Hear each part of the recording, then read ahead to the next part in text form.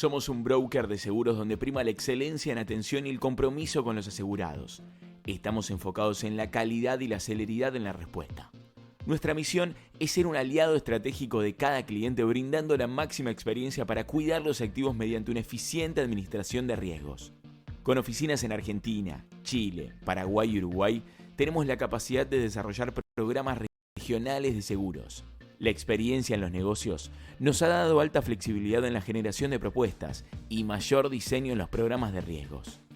Nuestro objetivo es ayudar a las empresas a ser más eficientes en la contratación de cada cobertura. Nos anticipamos a los riesgos y analizamos las tendencias actuales con esquemas de prevención, brindando soporte especializado en la administración de siniestros. Nuestro diferencial se basa en el trabajo en equipo, análisis de riesgos y coberturas a medida. Somos BGS LATAM. Sabemos qué hacer. Somos un broker de seguros donde prima la excelencia en atención y el compromiso con los asegurados. Estamos enfocados en la calidad y la celeridad en la respuesta. Nuestra misión es ser un aliado estratégico de cada cliente, brindando la máxima experiencia para cuidar los activos mediante una eficiente administración de riesgos. Con oficinas en Argentina, Chile, Paraguay y Uruguay, tenemos la capacidad de desarrollar programas regionales de seguros. La experiencia en los negocios nos ha dado alta flexibilidad en la generación de propuestas y mayor diseño en los programas de riesgos. Nuestro objetivo es ayudar a las empresas a ser más eficientes en la contratación de cada cobertura. Nos anticipamos a los riesgos y analizamos las tendencias actuales con esquemas de prevención, brindando soporte especializado en la administración de siniestros. Nuestro diferencial se basa en el trabajo en equipo, análisis de riesgos y coberturas a medida. Somos BGS LATAM. Sabemos qué hacer.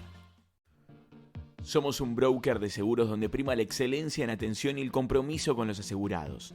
Estamos enfocados en la calidad y la celeridad en la respuesta. Nuestra misión es ser un aliado estratégico de cada cliente, brindando la máxima experiencia para cuidar los activos mediante una eficiente administración de riesgos. Con oficinas en Argentina, Chile, Paraguay y Uruguay, tenemos la capacidad de desarrollar programas regionales de seguros. La experiencia en los negocios nos ha dado alta flexibilidad en la generación de propuestas y mayor diseño en los programas de riesgos. Nuestro objetivo es ayudar a las empresas a ser más eficientes en la contratación de cada cobertura. Nos anticipamos a los riesgos y analizamos las tendencias actuales con esquemas de prevención, brindando soporte especializado en la administración de siniestros. Nuestro diferencial se basa en el trabajo en equipo, análisis de riesgos y coberturas a medida. Somos BGS LATAM. Sabemos qué hacer. Somos un broker de seguros donde prima la excelencia en atención y el compromiso con los asegurados. Estamos enfocados en la calidad y la celeridad en la respuesta. Nuestra misión es ser un aliado estratégico de cada cliente, brindando la máxima experiencia para cuidar los activos mediante una eficiente administración de riesgos. Con oficinas en Argentina, Chile, Paraguay y Uruguay, tenemos la capacidad de desarrollar programas regionales de seguros. La experiencia en los negocios nos ha dado...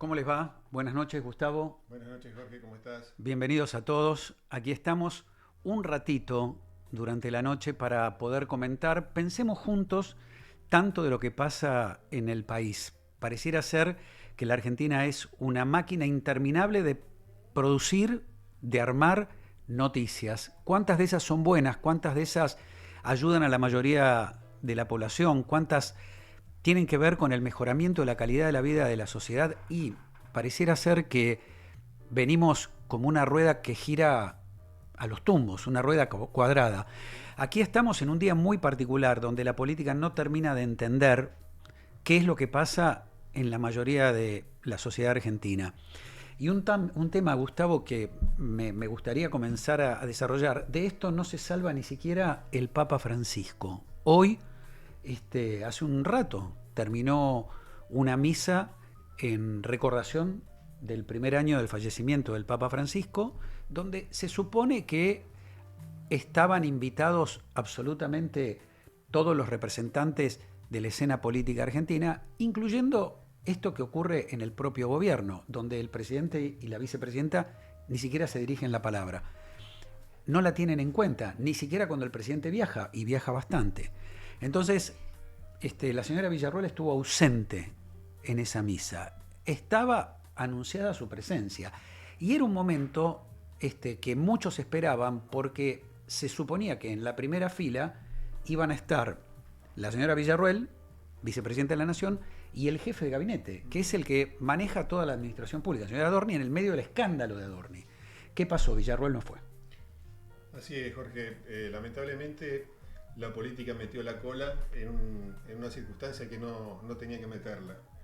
Villarroel se volvió. Villarroel estaba yendo y cuando se entera el lugar donde iba a estar sentada se vuelve para no compartir el lugar con Adorni. Y esto creo que nos lleva a un tema más profundo que tiene que ver cuál es el rol de Adorni en el gobierno, cuál es el desgaste que Adorni está provocando en el gobierno, por qué Adorni sigue en el gobierno. Un jefe de gabinete que se supone que debe tener la autoridad moral ante los ministros y ante la sociedad como para manejar el gabinete y que hoy no la tiene. Sí. Un jefe de gabinete que hace las veces de vocero, pero que en definitiva tiene que invertir esa función más en defenderse a sí mismo que en defender al gobierno. Y pareciera ser que ni siquiera le alcanza para defenderse a sí mismo. De hecho, su rendición de cuentas, sus números cada vez están más flojos de papeles. Tal cual. Por más que ahora invente el departamento, la venta, la herencia, es el único caso del planeta donde en la Argentina 2 jubiladas, una que se atiende en el PAMI y otra que pide un subsidio en la ciudad de Buenos Aires de 60.000 pesos, le prestan a Adorni dinero en dólares y sin intereses. Es caso fenomenal. Y ahora aparece, la herencia del papá, todo flojo de papeles. Ahora, esto que vos decís, Villarroel estaba yendo y se vuelve, se completa con un tuit de hace minutos donde puso que en esa misa estaba lo peor de la casta. Y lo peor de la casta en la primera fila eran los compañeros de lo que se supone es su propio gobierno. Pero bueno, hemos entrado hablando de la figura del Papa Francisco. Yo creo que en la Argentina recién ahora tal vez se empieza a tomar dimensión de lo que significó. Aquí se lo discutió un montón, que si venía, que si no venía, por qué recibió a Bonafini después de lo que dijo, por qué recibió a Milei después de que lo trató del maligno, por qué la recibió a Cristina si en el gobierno kirchnerista le habían allanado el arzobispado. Bueno, una infinidad de interrogantes, pero por encima de todo, el Papa, aún siendo Papa, es cura, tenía que perdonar. Fíjate, Jorge, que una de las cuestiones que más se le discutía al Papa es por qué no venía a la Argentina, ¿verdad? Y creo que el hecho que tuvimos hoy de esta desavenencia política explica en gran parte por qué no venía a la Argentina. Claro. El Papa sabía que venir a la Argentina significaba profundizar la grieta, dividir las aguas, y el Papa creo que no vino a la Argentina nunca por eso. Sí, yo creo que íntimamente el Papa quería venir a la Argentina, pero sabía que los argentinos somos complejos, ¿no? Sí, en definitiva, alguien muy cercano al Papa me dijo alguna vez que él estaba convencido de que su visita a la Argentina iba a dar el resultado opuesto al que él buscaba, que era unir. Tal cual. Profundizar esto, la grieta, lo iban a utilizar. Bueno, pero A ver, hablemos del Papa Francisco, hablemos de Bergoglio, arzobispo, cardenal, hablemos del cura, Jorge, hablemos de la persona. Una de las personas que más lo conocía es José María Medina. ¿Quién era José María Medina? Tal vez alguien que pasaba, uno de los que pasaba mayor cantidad de tiempo con Bergoglio. José, buenas noches. ¿Usted nos escucha? Sí, lo estoy escuchando. Buenas noches, pero no soy María, soy Mario. Mario, perdón. Sí. Perdón. Igual No, le pusimos el nombre de una virgen, Claro. José. No, pero ¿sabe qué? Bueno, ya que hablamos hace poquito. Sí, está bien porque yo nací el 15 de agosto, el Día de la Virgen María, y por eso Mire. me pusieron Mario. Muy bien. Mire, bueno, José, ¿prefiere hablar de Francisco como el Papa o de Jorge como ser humano? ¿Qué es lo que a usted le hace sentir más cómodo? ¿Qué es lo que más le llegó al corazón? Si tenemos que hablar de un ser humano, hablo del Papa y hablo de Jorge. Ajá. Las dos son las mismas personas, las dos personas en una. Él no cambió nunca. Ujú. O sea, eso mismo que hacía en Buenos Aires de viajar en colectivo, esa humildad. Vio que cuando llega allá al Vaticano sorprende a propios extraños porque no quería usar oro, no quería ponerse los zapatos blancos, quería seguir usando sus mocasines usados de siempre, Sí, y total. rompió, o sea, no era romper el protocolo, sino era dar señales de austeridad, de humildad. De humildad. Bueno, siguió siempre, para mí es la misma persona en el Vaticano y acá en Argentina, porque él físicamente se fue de Argentina, pero espiritualmente él estaba en Argentina, porque nunca dejó de ayudar a la gente que él ayudaba, aún del Vaticano, a la gente de Argentina. José, en los momentos en que usted tenía intimidad con él, lo acompañaba a algunos lugares y demás, ¿él en algún momento soñó, pensó, charló con usted con la posibilidad de ser papa o no? No, sabe que no, él no le gustaba llegar a eso. Él me dijo, no, yo no quisiera llegar nunca, me quedo como estoy. Quiero estar entre la gente humilde, quiero quedarme en mi país. Ajá. Él no Usted- quería, pero bueno, por mandamiento de Dios, porque Dios es el que lo llevó a ese lugar, tenía que obedecer y hacerlo. Seguro. Eso era lo que hablábamos, porque nuestra amistad se forjó a través de la palabra, de la fe. Cuando él vino a Buenos Aires, que él tomó posesión en el arzobispado de Buenos Aires, él fue a visitar, a hacerse conocer y a conocer a los empleados, se iba por cada oficina a saludar y a conocerlos. Y a mí me llamó a su oficina, no fue a mi oficina, yo fui a hablar con él a su oficina. Y cuando estábamos hablando, yo vi en él, yo soy pastor evangélico, ¿sí? Vi en él que no estaba bien de salud y entonces le pregunté, yo vi en el rostro y le pregunté si estaba cansado o si tenía un problema de salud en ese momento. Y me dijo, mira, estoy un poco cansado, pero también tengo problemitas de salud. Y le digo, con mucho respeto, si usted quiere, podemos hacer una oración para que Dios le devuelva la fuerza, para que Dios eh, haga un milagro en la salud. Y me dice, ¿y qué sos vos? Yo soy un pastor, le digo. Y me dice, bueno, hacemos y oramos en ese momento. Y hola, ¿me están escuchando? Sí, sí, porque no lo estaba viendo de acá, por eso. Y entonces oramos y cuando terminamos la oración, que duró 3 minutos, era otra persona. Dios le devolvió la fuerza, lo levantó, lo fortaleció. Y de ese día, que era un día, no le quiero mentir para decirle el día, era un día de semana, no sé si era lunes o martes o miércoles, pero de ese día yo trabajaba de lunes a viernes en el arzobispado y de 9 a 5 de la tarde. Desde ese día, Sí. todos los días, a las 4 de la tarde me llamaba por el interno para que vaya a compartir con él la palabra, a orar, a leer junto la Biblia, Ahora, compartir. fíjese Sí. qué detalle no menor que usted cita. Usted es pastor evangélico, Sí. él era cura de la Iglesia Cristiana Romana, Sí. digamos, y una característica de Bergoglio fue que él siempre, siempre en la Argentina, y ni que hablar en el Vaticano, fue una persona que predicó el ecumenismo, es decir, acercar a judíos, musulmanes, a los de la religión budista, a los evangélicos, digamos.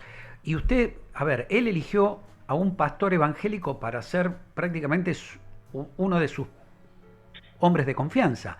O sea, su mano derecha, usted que estaba casi todo el día con él, no pertenece Sí. a la misma religión que él después terminó dirigiendo en el Vaticano. Qué particular Sí. esa elección, ¿no? Sí, porque el que conoce la palabra de Dios, el que conoce la palabra de Dios no hace acepción de personas, Dios une a la gente, no vino a desunir, Claro. ni a separar, ni a dividir. Entonces, él era un hombre de unidad. Yo con él ahí invitaba a pastores, de todo, y nos uníamos ahí y orábamos todos juntos, y él recibía todo. Él era un hombre que unía. ¿Cuánto Un le hombre que dolió, cuánto le dolió a él no venir a la Argentina o tomar la decisión de no venir a la Argentina? ¿Y cuánto le afectó que, por ejemplo, le colgaran la etiqueta de que era un papa peronista? Sí, él sufrió mucho eso porque extrañaba mucho la Argentina. Él me dijo, porque hablábamos, él siempre me llamaba una vez por mes, 2 veces por mes, o a veces a los 2 meses, o lo llamaba yo porque él me dio su teléfono particular de Santa Marta, me dio el mail. Entonces yo no lo quería molestar, pero cuando pasaba unos meses que no me llamaba, yo lo llamaba. Y bueno, él me decía que él estaba ausente físicamente, pero que su corazón, su espíritu estaba en Argentina con la gente que amaba. Y nunca dejó de ayudar a la gente. Él tenía su manera de llegar a la gente con la ayuda. José, Sí, José, sí. Perdón, ¿y eso del papa peronista le molestaba a él o no? Él era una persona que obviaba, no se cargaba, no tomaba las cosas. eh, él seguía haciendo lo que él tenía que hacer. No hacía oídas las cosas que no edificaba, que no lo bendecía, que no hacía bien. No sé si me explico. Claramente. sí, sí. Sí, José, más sí. allá del legado espiritual y la experiencia enriquecedora que usted tuvo junto a él, desde ese punto de vista, cuál es el recuerdo que primero le viene a la mente si uno le preguntara cuál es el mejor recuerdo que tiene de Bergoglio primero y de Francisco después? De Bergoglio, primero, el mejor recuerdo es de acá de la mesa de mi casa, junto con mi familia, mi esposa, mis hijos, mis nietos, ¿sí? Que venía acá y compartíamos largas horas, porque venía a las 11 de la mañana y se iba a las 5 de la tarde, por ejemplo. Entonces ese es el recuerdo de Francisco, y después los viajes que hacíamos, que me contaba cuentos, y que me dijo que yo era su amigo, que él me ofrecía su amistad. Sos mi amigo, mi hermano y mi confianza. Esa es una cosa que quedó grabado en mi corazón y nos unió tanto que yo lo extrañaba, él también a mí. Él me quería llevar, pero yo no quería ir. Yo le dije, cuando vos vengas a Argentina me voy con vos. Sí. Pero Usted sabe que hoy la misa en recordación de él se transformó, no sé si bien o mal, cada uno sacará sus conclusiones, en un hecho político. Y como era un papa de mucha cercanía a los más necesitados, de abrir la iglesia, de no negarle la comunión a los divorciados, a las prostitutas, a los trans, digamos, sin romper el dogma, pero era alguien que entendía que la iglesia debía sumar y no expulsar. Ese legado político-social, ¿quién se lo quedó? ¿Quién se lo quedó? sabe que no entendí, pues se interrumpió un poco, no sé qué pasó. Bueno, le preguntaba, ese legado político-social hoy, ¿quién lo legó? ¿Quién lo heredó? Aquí en el arzobispado, No, digamos, en términos generales. en Sí, términos Claro, generales. claro. y yo creo que si yo tengo que decir algo y no hay, No hay, claro. no hay. Bueno, esta es la conclusión que muchos sacan hoy. el mundo y en Sí. especial la Argentina, que tantas veces Sí. lo discutió, hoy que está Sí. muerto se está dando cuenta de la gran importancia que tuvo. Totalmente, es lo que le iba a decir. Pero después de él, yo hoy estuve por unos medios que me vinieron a ver acá y también le dije que no hay réplica de él, no hay otra persona. Creo que no hay otra persona como él, por lo menos acá en Argentina, Sí, ¿sí? y, No hay otro que se ocupe y que se despoje de él para ayudar a los que necesitan, sin mirar el medido o el estatus social, ¿eh? y sin querer involucrarlo en política, José Mario, si hoy Francisco estuviera en el Vaticano y viera lo que pasa en la Argentina, estamos hablando de los jubilados de Sí, la mínima, estamos hablando sí, de los chicos, el Garraham, de los sí, discapacitados, estamos hablando de las personas que tienen que elegir entre comer o comprar los medicamentos. Em, sí. ¿Qué siente usted que pasaría por su mente, por su corazón? Yo creo que él estaría sufriendo como, voy a usar un término un poco vulgar, como una madre para tener un hijo, por el dolor hacia lo que está sucediendo. Lo escuché decir una vez que, que la Argentina está como huérfano de patria, no hay patriota que gobierne en la Argentina, me dijo una vez. No hablamos mucho de política porque no queríamos mezclar lo espiritual con la política y él tampoco, pero sí me dijo esto en un momento antes que se vaya, en charla, así me dijo Mario, lo que se viene después de esto y van a tomar el gobierno otras personas, me dijo, va a ser tremendo, esto va a O sea, él ser la vio tremendo. venir, Así que, Claro, él la vio sí, venir. sí, ya se lo veía venir. Y cuando hablamos, la última vez que yo hablé con él, el año 24, noviembre del año 2024, eh, él me dijo, porque siempre le preguntaba, ¿y cuándo vas a venir? ¿Y por qué no venís? Bueno, él me contó por qué no venía, que no lo puedo decir porque me dijo no lo diga. Y como amigo y él no está, yo tengo que respetar y cuidar eso, No, no, está bien, esa sí. pero confianza, ¿no? Y me dijo, mirá, yo ahora no estoy bien, no estoy bien de salud y me dijo, orá por mí, fíjate como siempre, y bueno, hablamos esas cosas y me dijo, yo, si me mejoro bien, yo para noviembre del año 25 voy a estar por allá. El año que mira, viene me decía que era el año es, Ajá. 24. El noviembre del 25 él iba a venir, pero no quiso hacer público porque él no se sentía bien de salud. mire, Ujú. O sea, qué dato este que usted da. Sí. sí, Con Gustavo también le va a hacer alguna pregunta más, pero sí, usted respóndame esto si quiere, pero una de las cosas que a mí me dijeron es que él vivía en Santa Marta y no en el Vaticano por dos razones. Primero porque no le gustaba la pompa, porque en Santa Marta sentía más ese vivir en familia con las monjitas que lo cuidaban, pero también él ahí en el Vaticano pateó muchos intereses. De hecho, cambió el Banco Ambrosiano, que tenía muy mala fama, por el Instituto de Obras Religiosas. Le bajó el sueldo a muchos. El Opus Dei lo combatió un montón. Y algunos dicen que hasta incluso él tenía la sensación, a ver cómo se lo digo sin que suene fuerte, de que mucha gente ahí mismo en el Vaticano no lo quería y que su vida algún riesgo podía correr. ¿Usted eso lo percibió? no lo percibí, me lo dijo él. Ah, bueno. Bueno, directamente.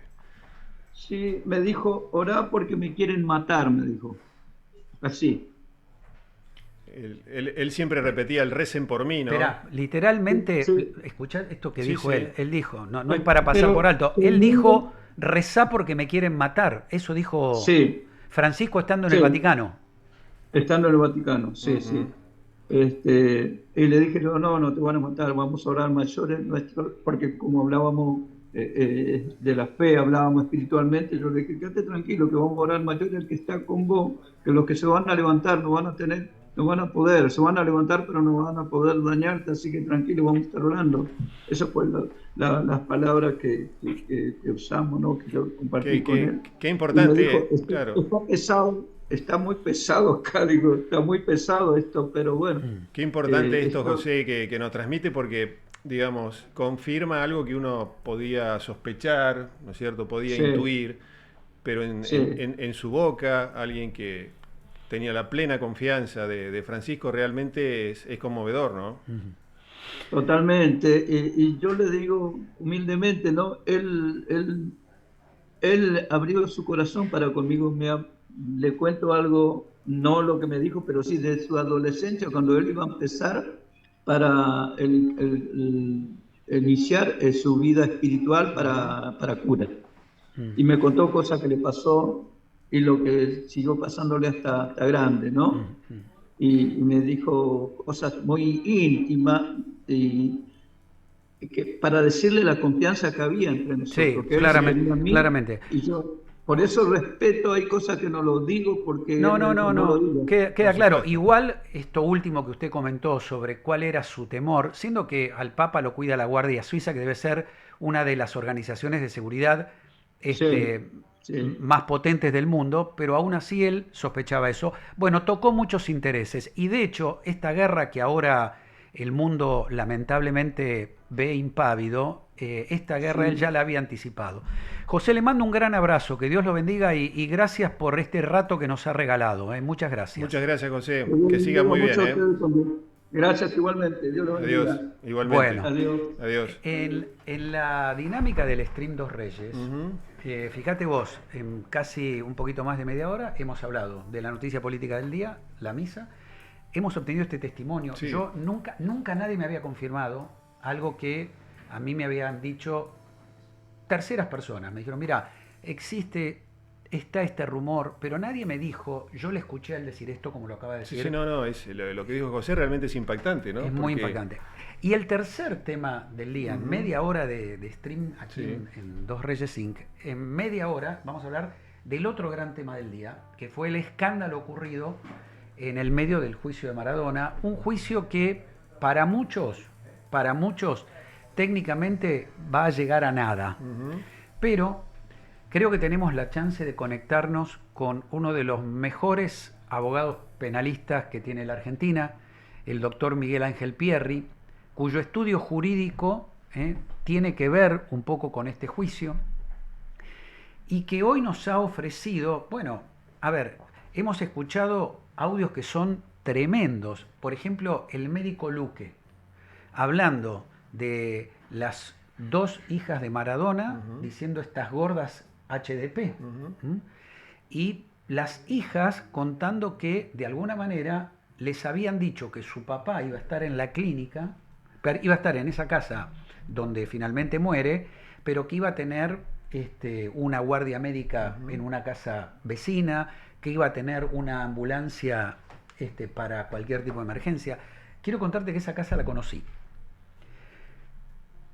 Pensar cómo murió Maradona es, te diría yo, impactante, porque de lo que fue a cómo terminó, sin escala, Maradona siempre tuvo problemas para dormir. Bueno, vivía en un lugar de la casa que era el playroom, que era todo vidriado. Para que no entrara el sol y para que pudiera dormir, con papeles estaban tapados los vidrios. Mira, así, no podrían haber comprado con cortinas blackout.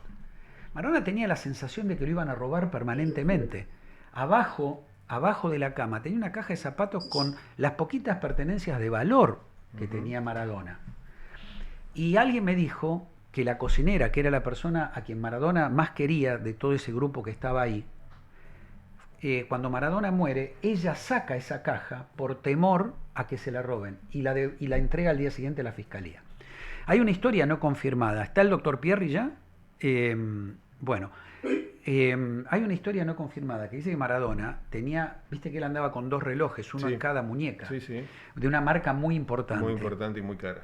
Bueno, que en un determinado momento se gastaron las baterías, las pieles de los relojes, Maradona los da para cambiar, y que lo que le habían devuelto eran relojes, imitaciones. O sea, a ver, lo robaban, lo usaron permanentemente, y es muy impactante saber cómo hoy está enterrado el cuerpo de Maradona. Si alguien podría decir que definí dos cuestiones de Maradona, bueno, Cherquivelle decía que había mucho Maradona, el Maradona que hacía vinculado a las adicciones, el Maradona que no reconocía o que maltrataba a parte de sus hijos, bueno, el Maradona que a veces se desubicaba, el Maradona que jugaba la pelota, muchos Maradonas, decía Cherkis Vialo. Pero indudablemente en el fútbol Maradona era habilidad y corazón. Maradona está enterrado sin el corazón. Porque el corazón, que está en un frasco en formol, en una fiscalía, es parte de la prueba. Entonces, la verdad, un muy triste final. ¿Está el doctor Pierri en línea? ¿Cómo le va, Miguel? ¿Qué tal? Buenas noches. Buenas noches. Buenas noches. Bueno, aquí estamos en un día donde este segundo juicio, o juicio etapa 2, se reaviva y digamos, o reanuda, y hoy fue escandaloso, primero por esos audios que se conocieron del médico Luque, insultando, tratando de HDP, de gordas a las hijas de Maradona, las hijas diciendo que Maradona estaba en una condición muy distinta a la que les habían prometido. Entonces me gustaría saber, antes que nada, si el juicio para saber si a Maradona lo mataron, se murió, si hubo negligencia, si este juicio va a terminar o va a quedar en la nada. El juicio es esperemos que este sea un tribunal de juicio. Lo que pasó anteriormente, bueno, todos lo conocemos, fue bochornoso. El tribunal tiene que establecer, el tribunal tiene 4 autopsias, o sea, una que se hizo en tiempo de la muerte de Diego, que hoy sabemos que fue gracias a una intervención de Claudia Villafañe, si no, no hubiera habido autopsia. Y después 3 estudios más que se hicieron para complementar, lo cual las 4 entran en contradicción. Una vez que el tribunal realmente tenga la concepción de lo que pasó, ahí vamos a ver si hay autores, si hay responsables, si la responsabilidad es colectiva o funcional, como ha acusado el fiscal Ferrari, junto con las querellas, o habrá responsabilidades distintas. Aquí el que sabe es usted, pero a mí me dijeron que, por ejemplo, para una prueba crucial de este juicio, desapareció parte del fluido del cuerpo de Maradona, con lo cual no habría elemento suficiente para hacer la contraprueba. O sea que cualquier elemento que surgiera como prueba orgánica para determinar la causa de la muerte de Maradona no tendría suficiente elemento para hacer la contraprueba, con lo cual todo se caería y el juicio quedaría en la nada. Janina Maradona declaró, cuando le preguntaron por la actividad de los enfermeros, que se asumo que los enfermeros estuvieron siempre y que hubo algún momento en que Diego no dejó intervenir a los enfermeros. Con lo cual esa declaración de Janina lo que hace es poner la lupa sobre la actividad de los médicos. Ahora bien, hay que ver qué van a declarar ahora el director de la Clínica Olivos, que cuando él comenzó a declarar la otra vez, recordemos que la otra vez el juicio se interrumpe, independientemente de la intervención del doctor Rivas, con el planteo sobre unas preguntas a Kollachov y sobre aquello que estaban filmando en la audiencia, se interrumpe después de que prestaban declaración el director de Suite Médica, el director médico y el médico cardiólogo, los cuales dejaron en evidencia que las atenciones de Diego habían sido bastante deficitarias, me refiero a la atención médica. Ahora, por otro lado, hay que tener en claro que yo no creo que se dé esta acusación o esta responsabilidad funcional, como se dio en el caso de Baez Sosa, por ejemplo. O sea, que todos concurran con la misma responsabilidad. Este tribunal tiene que llegar a un veredicto. Doctor, no puede eludir su responsabilidad. Doctor, Maradona vivió 1000 vidas. Y, Sí, claro. y paradójicamente, después de su muerte, parece estar viviendo otra, ¿sí? Otra llena de contradicciones como... La más indigna de todas, ¿no? Exacto. Y llena de contradicciones como por ahí fue su propia vida, ¿no? De Sí, ídolo, claro. ídolo popular, líder absoluto en el fútbol argentino, amado por algunos, odiado por otros, con caídas en los vicios. A su juicio, este proceso que está ahora otra vez reiniciándose, ¿qué probabilidad tiene de terminar en algo concreto, con gente castigada, con gente imputada?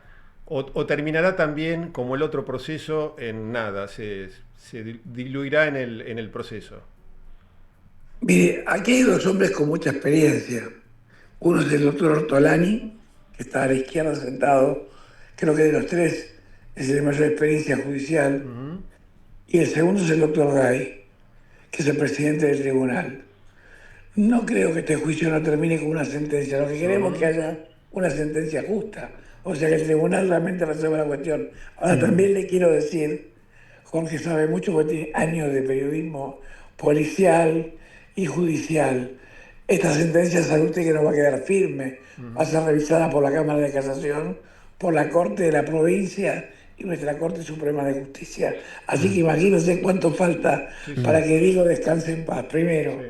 En segundo lugar, escuché en la introducción que Jorge contaba de las trapisondas que le hacían a Maradona. Mire, cuando Maradona estaba en vida, yo tengo una gran amistad con Mario Brauli de muchos años, pero de muchos años. Somos grandes amigos, nuestras familias son muy cercanas. En aquellos días compartíamos juntos la preocupación por Diego. De hecho, yo fui quien llevó a Diego Fernando a verlo a Diego, porque no la dejaban entrar a Verónica Ojeda a la clínica Olivos. Ahora bien, ¿sabe que esto que dice Jorge es terrible? A Maradona le cambiaban la plata, tenía una pequeña caja donde alguien ponía dólares, se los cambiaban y le ponían pesos. Por eso es muy importante es saber si alguien tuvo una motivación para que esto que ocurrió ocurriera. Usted me entiende lo que quiero decir, ¿no? Sí, sí, está claro. Para no hablar aburridamente de un instigador y demás. Porque hay otro juicio que ocurre por cuerdas separadas, que es un juicio patrimonial, donde claramente se está investigando qué pasó con la suerte del patrimonio de Diego. Ahora yo les invierto la pregunta. Si Diego estaba tan enfermo, ¿él podía disponer de sus bienes libremente? Miguel, déjeme preguntarle sobre el personaje más crítico y polémico de toda esta historia, que es el médico Luque. Ah, bien. Que él dice que era amigo de Maradona y que además lo cuidaba. Ahora, un abogado que usted conoce muy bien, y usted verá si dice su nombre o no, comentó que Luque, que esa operación que le hicieron en Olivos a Maradona en la cabeza, era una operación que por diagnóstico médico no estaba del todo indicada, pero que uno de los que más insistió en operar era el médico Luque, y que Luque le habría dicho a este abogado, lo cual casi termina en un episodio pugilístico, y Luque habría dicho, no me quiten la posibilidad de ser el tipo que operó a Maradona. Y entonces llegaron a un acuerdo. El acuerdo sería que un médico neurocirujano especialista fue el que lo operó, pero terminaron diciendo mediáticamente que había sido Luque por la ambición que Luque tenía de figurar en ese episodio. Entonces, dígame si usted está en condiciones de confirmar esta historia, y si se anima me cuenta el apellido del médico, del abogado que cuenta esto, que era un abogado muy cercano a Maradona y que hoy es un abogado empresario, poderoso en otro rubro, etcétera, etcétera. Bueno, a ver, primero esa historia que usted cuenta está documentada, porque hay una historia clínica donde habla que la intervención quirúrgica de Diego, la de la cabeza que usted se refiere, no la llevó a cabo el doctor Luque. Si bien él dijo ante la opinión pública del mundo que le había salvado la vida a Maradona. Los médicos que atendieron a Maradona en La Plata, usted recuerda que antes de llegar a la clínica Olivos, Diego tuvo una atención inmediata anterior en La Plata. Estos médicos ya declararon y dijeron claramente que esa operación a la cual Diego fue sometido no era necesaria. Con lo tal, le da verosimilitud lo que usted dice. Y tercero, ese abogado cuyo apellido no voy a nombrar y que está vinculado al fútbol, seguramente estamos hablando del mismo, y me tiene ayuda más. No falta la verdad. Era un hombre muy cercano a Diego. De hecho, mira, hablé con él ayer, mis abogados. A mí lo que me dijeron es que esa conversación donde el abogado dice por qué lo van a operar si no es necesario, y Luque habría respondido que nadie le podía quitar a él el hecho de que aparezca en los medios o en la historia siendo el abogado que lo operó a Maradona. Y que llegaron a un acuerdo, y el acuerdo es que lo operaba un médico especialista, un neurocirujano, pero que al final mediáticamente terminaba siendo o apareciendo él como el médico que lo operó. O sea, hasta en eso lo usaban, hasta en la salud, en lo más fino de la salud. Jorge, lo que está claro que la casa de Tigre era una casa de muerte. Ahora también quiero ser honesto en lo siguiente. A usted que le gustan las... Yo sé que este es un puntilloso. Mire, esto se va a desatar cuando de vuelta todos pregunten por el acta de la foja 308. ¿Sabe qué es eso? No. Es de externación, el acta de externación de Diego Maradona. En la famosa reunión, aquel martes que yo acompañé a Verónica, hubo una reunión en la clínica donde estaba mucha gente. Estaba Verónica, que no intervino casi, las hijas de Diego, las hermanas, los médicos tratantes del sanatorio, el director médico, y todos, la familia no, porque la familia escucha el consejo médico. Yo no puedo imputar responsabilidad a la familia porque no son médicos. Si los médicos le dicen hay que hacer esto, la familia va a consensuar y va a decir sí. Bueno, todos querían sacárselo de encima. Cuando yo bajo de la clínica, con Verónica Ojeda, me llama alguien que usted particularmente conoce muy bien, o conocimos los dos muy bien, que era Alfredo Cae, médico Tal de cual. Diego Maradona, hombre de confianza y realmente un salvador de la vida de Maradona. Bueno, CAE fue el que lo salva en Punta del Este y el que mejor cuidó la salud, esto dicho por Claudia Villafañe, pero al final No lo dejaban entrar tampoco. no lo dejaban entrar. Bueno, Alfredo Cae me llama y me dice, con ese gordo, escuchame, ¿vos autorizaste la salida de Diego para externar? No, Alfredo, yo no soy abogado en la causa, yo no estuve en la reunión. Me dice, el que decidió eso acaba de decidir la muerte de Diego. Diego no puede ser externado. Dijo una barbaridad, es más, estaba muy enojado Alfredo. De hecho, después me vino a visitar al estudio y ahí ya por supuesto había fallecido Diego. O sea, por lo tanto, muchos sabían que Diego no podía ser externado. Diego no podía estar en ese cuarto de esa casa y en esas condiciones. No, a ver, Maradona tenía problemas para caminar, Gustavo, y y lo que estaba terminando de pasar es que el baño estaba en el primer piso. Claro. Él vivía en la planta baja, en ese playroom que tenía, si mal no recuerdo, los vidrios estaban tapados con papel de diario. Miren ustedes. Totalmente. Y Maradona iba al baño a hacer pis y caca, un baño químico. Cuando podía subir. Porque finalmente él tenía ya dificultades.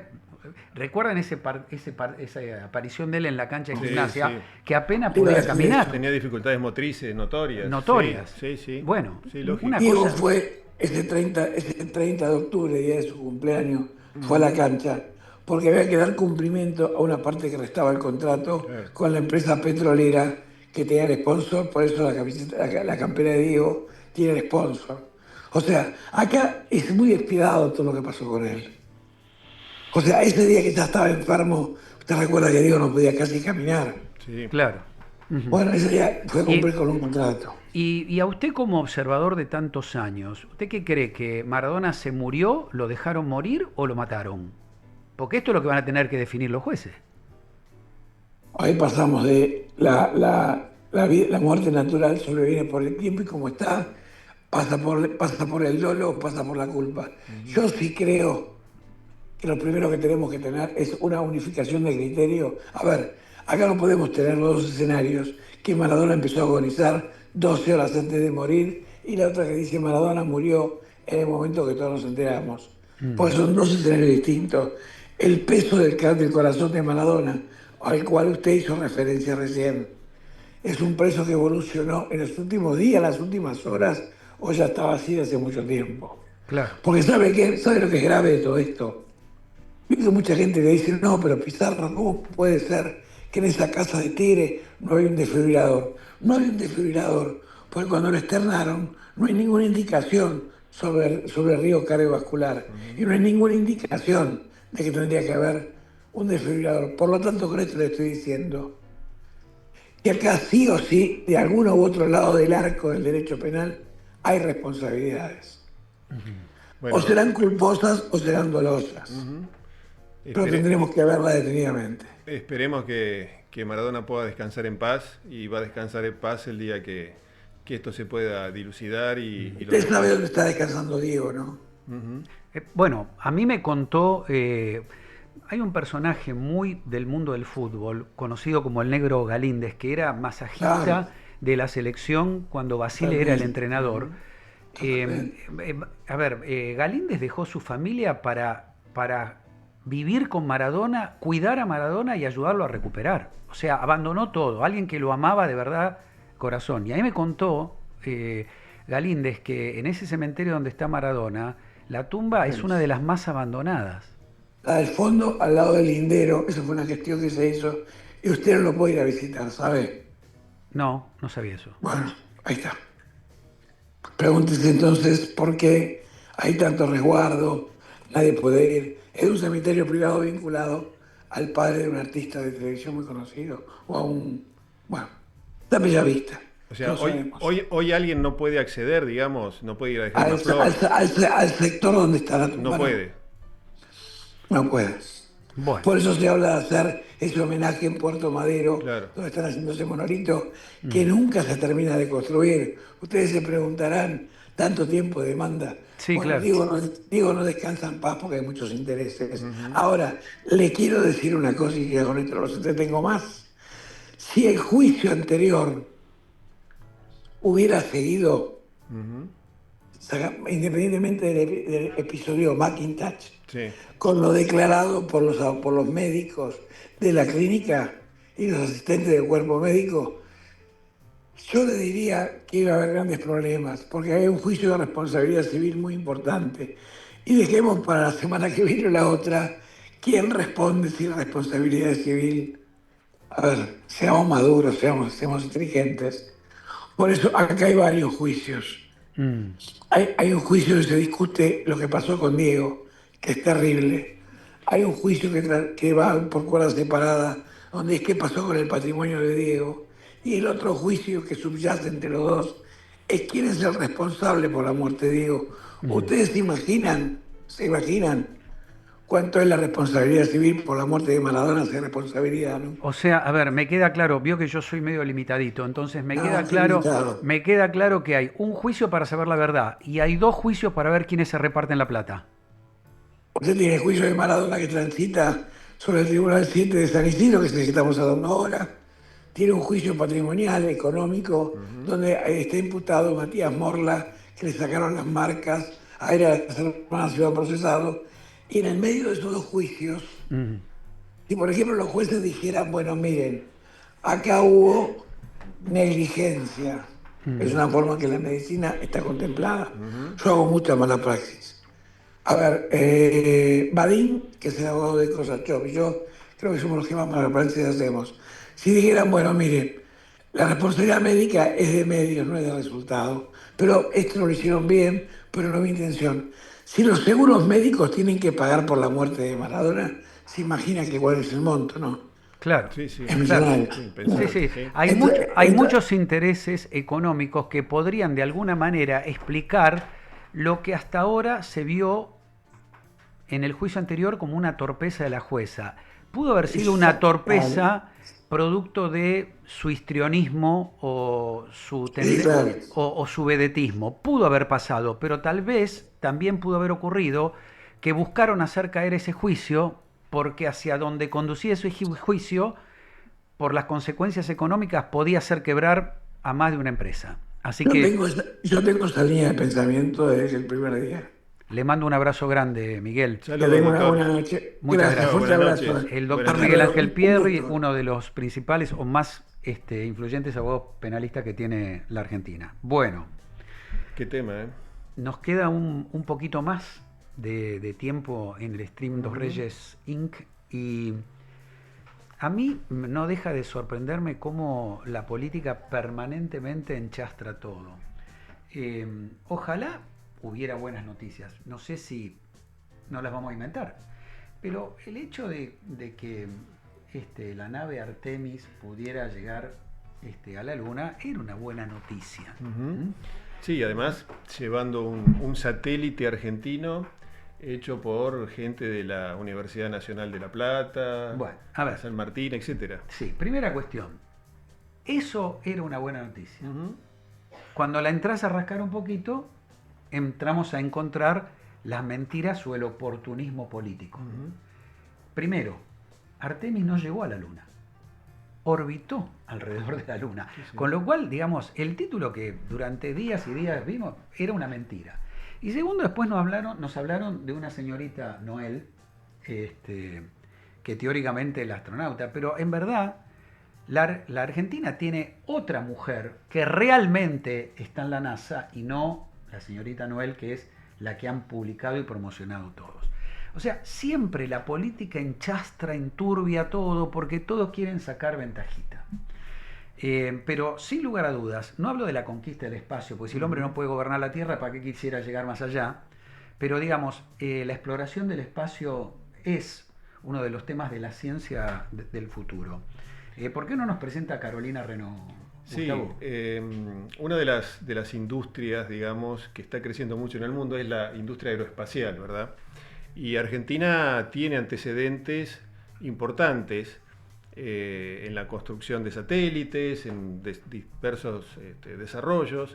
Y Carolina, que es la invitada que tenemos en este momento en línea. Hola Carolina, ¿cómo estás? Hola, ¿qué tal? ¿Cómo andan? ¿Qué tal? Gracias por invitarme y bueno, un gusto estar acá. Carolina, ¿por qué no te presentás y nos contás un poquito cuáles son tus proyectos? ¿Por qué te dedicaste a esto, no? Porque uno dice una profesional argentina que se dedique al tema aeroespacial, en primera instancia parece algo curioso. Contanos un poquito eso, tus inicios. Bueno, yo soy contadora, abogada la industria espacial me encanta desde chica, en realidad más que nada todo lo que hace el universo, el espacio y tal.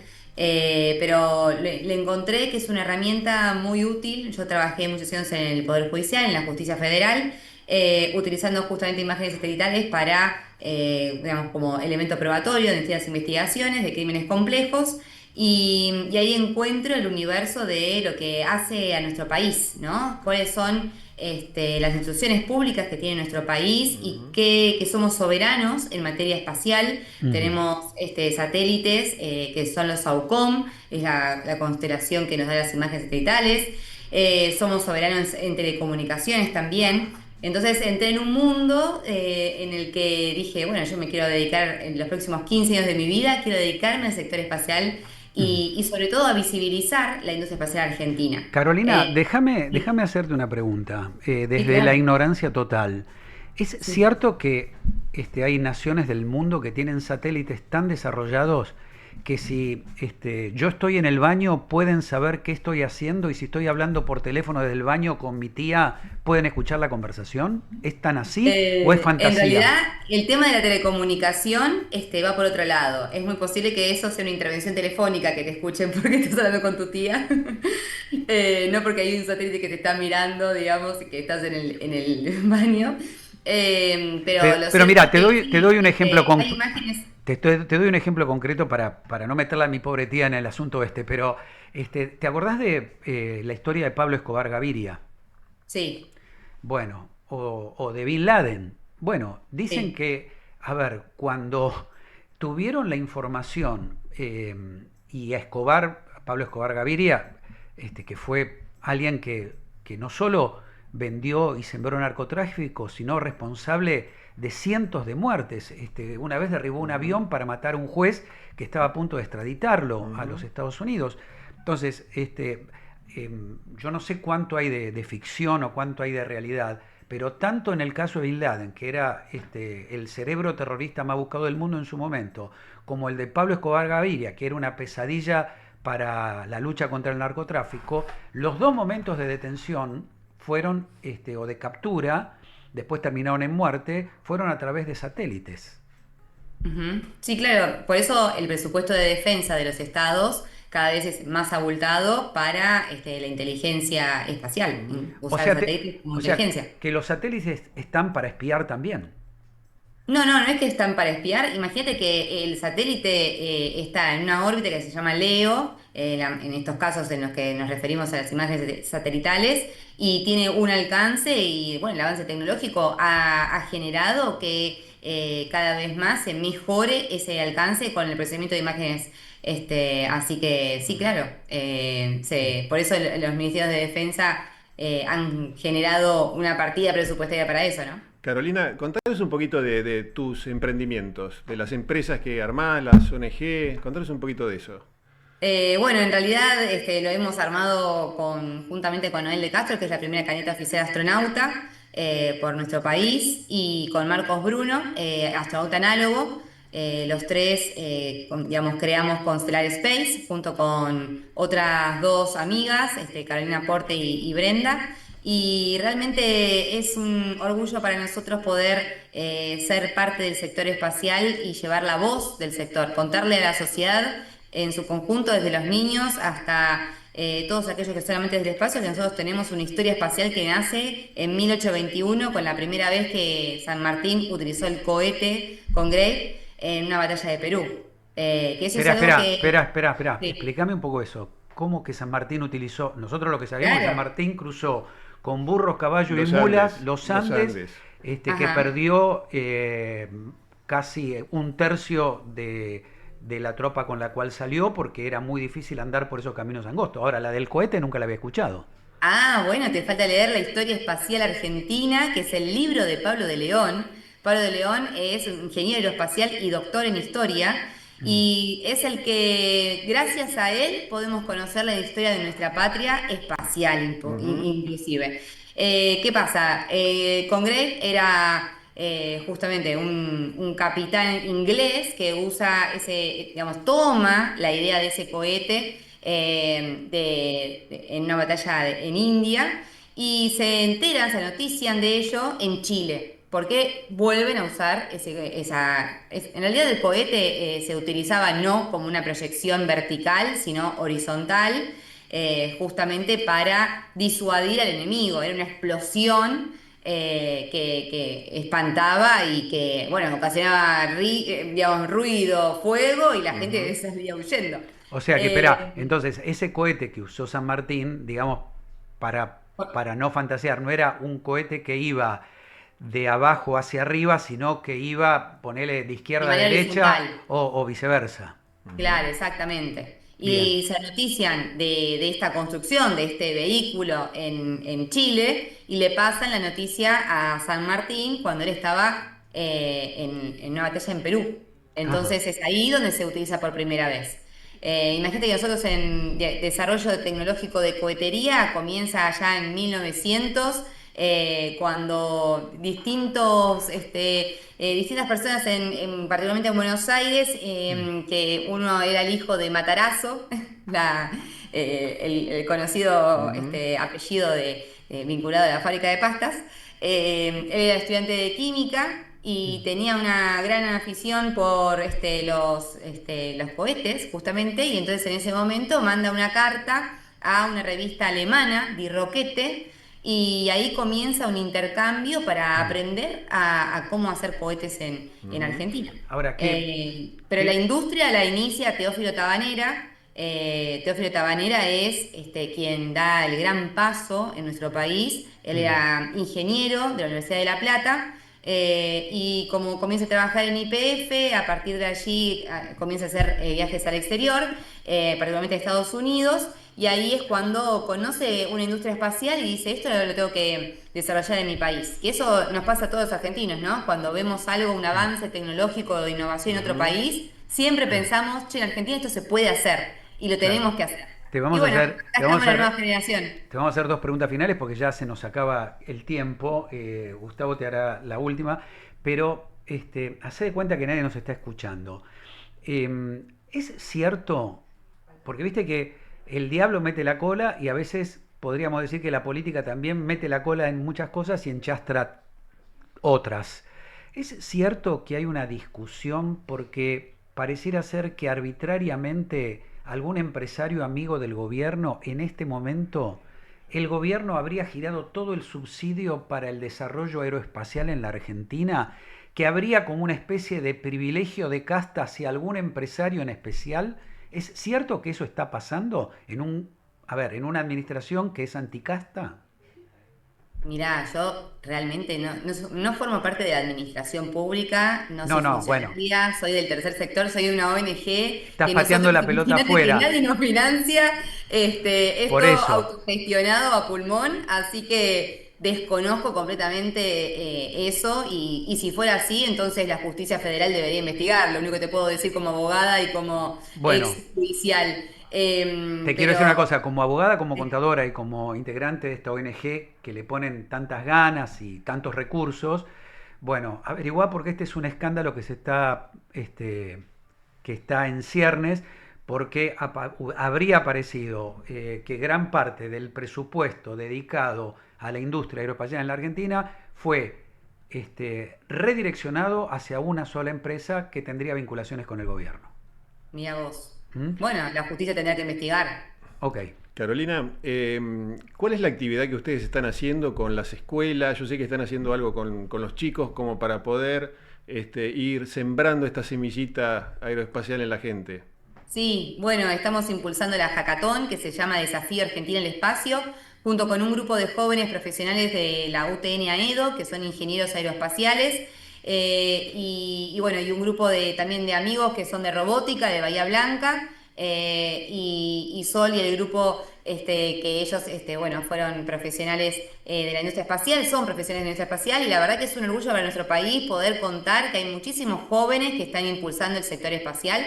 Nosotros la hackathon la llevamos a todas las provincias, queremos que todo el país, desde Jujuy en la Antártida, conozcan que Argentina tiene un sector espacial. Y antes, cuando iniciaron, que comentaban el tema de las 2 astronautas y de la misión Atenea, lo que puedo decir es que Argentina viajó a la Luna y todo el país necesita saber que nosotros desde la universidad pública, de la Universidad de Buenos Aires, la Universidad de La Plata, la UNSAM, la CONAE, BEN, Comisión Nacional de Actividades perdón, la Comisión Nacional de Energía Atómica y el Instituto de Radioastronomía hicieron que Argentina fuera una misión exitosa con más de 20 horas en el espacio extraterrestre, haciendo una investigación que nunca antes se hizo y se probó tecnología espacial. Entonces es un orgullo para nuestro país, es el satélite que más lejos llegó, a más de 32.000 kilómetros, y nuestra candidata oficial astronauta es Noel de Castro, que es la primera vez en la historia de nuestro país que tiene una candidata oficial, así que no solamente que es mi amiga y somos compañeras en todo esto que estamos creando, sino que es un orgullo para nuestro país. Y Lorna Evans, que es, bueno, ella está haciendo su carrera y como astronauta análoga, se propuso para NASA, es otro orgullo para nuestro país. Así que realmente la industria espacial es un nicho que tiene que dejar de ser nicho para convertirse en trabajo, investigación y estudio como otro sector. Nosotros desde la cámara que creamos, que se llama Propulsar, lo que justamente fomentamos es que además del sector agro, petróleo, gas y minería, se empieza a hablar del sector espacial. Sí, que es un Tenemos sector, todas las capacidades para hacerlo. claro, que es un sector de la economía del conocimiento y de la tecnología muy importante. Carolina, te mando un gran abrazo, gracias por habernos atendido y en otra ocasión te voy a preguntar, así como un gran ignorante en la materia, si fueron los rusos quienes llegaron primero a la Luna o los norteamericanos y lo que finalmente terminó mostrando la historia fue un montaje hollywoodense. Pero será para otra ocasión. Dale. Gracias, buenísimo. gracias Carolina. Chao. Te mando un gran abrazo. Muchas Señoras gracias. Adiós. Adiós. Señoras y señores, hemos pasado un rato repasando noticias, aprendiendo y conociendo cosas nuevas. Nos vamos a reencontrar el próximo martes, si ustedes lo aceptan y Dios lo permite. Hasta tanto, gracias Gus, gracias a ustedes por elegirnos. Hasta tanto, recordad que cosas buenas pasan todos los días. Dios es bueno todo el tiempo, de verdad. Chao.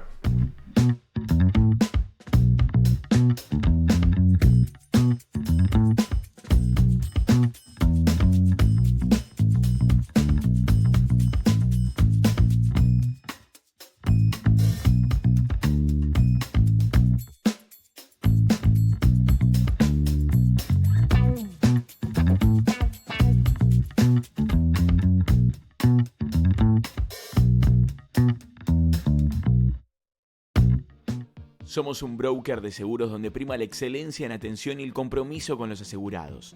Estamos enfocados en la calidad y la celeridad en la respuesta. Nuestra misión es ser un aliado estratégico de cada cliente, brindando la máxima experiencia para cuidar los activos mediante una eficiente administración de riesgos. Con oficinas en Argentina, Chile, Paraguay y Uruguay, tenemos la capacidad de desarrollar programas regionales de seguros. La experiencia en los negocios nos ha dado alta flexibilidad en la generación de propuestas y mayor diseño en los programas de riesgos. Nuestro objetivo es ayudar a las empresas a ser más eficientes en la contratación de cada cobertura. Nos anticipamos a los riesgos y analizamos las tendencias actuales con esquemas de prevención, brindando soporte especializado en la administración de siniestros. Nuestro diferencial se basa en el trabajo en equipo, análisis de riesgos y coberturas a medida. Somos BGS LATAM. Sabemos.